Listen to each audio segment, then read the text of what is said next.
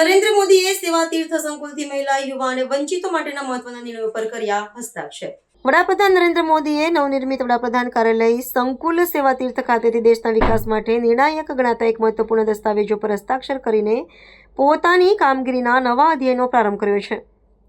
વડાપ્રધાન તરીકે કાર્યભાર સંભાળતાની સાથે જ તેમણે મહિલા સશક્તિકરણ, યુવા ઉત્થાન અને વંચિત નાગરિકોના કલ્યાણલક્ષી નીતિઓ પર ભાર મૂક્યો છે. આ નવા સંકુલમાંથી લેવામાં આવેલા પ્રારંભિક નિર્ણયો સરકારની સેવા અને સુશાસન પ્રત્યેની પ્રતિબદ્ધતાને વધુ મજબૂત બનાવે છે, જેનો સીધો લાભ સમાજના છેવાડાના માનવી સુધી પહોંચાડવાનું લક્ષ્ય રાખવામાં આવ્યું છે. આ મહત્વપૂર્ણ નિર્ણયો અંતર્ગત મહિલાઓ માટે સ્વરોજગારની નવી તકો અને સુરક્ષા માળખાને સુદૃઢ કરવા માટેના વિશેષ પેકેજને મંજૂરી આપવામાં આવી છે. યુવા પેઢી માટે કૌશલ્યવર્ધન અને રોજગારીના નવા સ્ત્રોત ઊભા કરવા માટેની યોજનાઓ પર પણ વડાપ્રધાને મહોર મારી છે, જે આગામી સમયમાં ભારતીય અર્થતંત્રમાં નવી ઉર્જાનો સંચાર કરશે.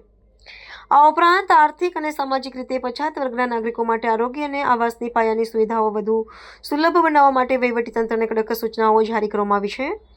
સેવા તીર્થ સંકુલમાં આયોજિત આ કાર્યક્રમ બાદ વડાપ્રધાને જણાવ્યું હતું કે નવું કાર્યાલય માત્ર ઇમારત નથી, પરંતુ 140 કરોડ ભારતીયોની આકાંક્ષાઓને પૂર્ણ કરવાનું એક પવિત્ર સ્થળ છે.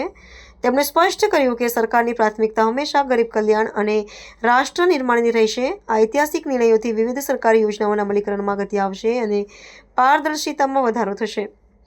આ પ્રસંગે કેન્દ્રીય મંત્રીમંડળના સભ્યો અને ઉચ્ચ અધિકારીઓ પણ ઉપસ્થિત રહ્યા હતા અને આગામી સમયમાં રોડમેપ અંગે પરામર્શ કર્યો હતો.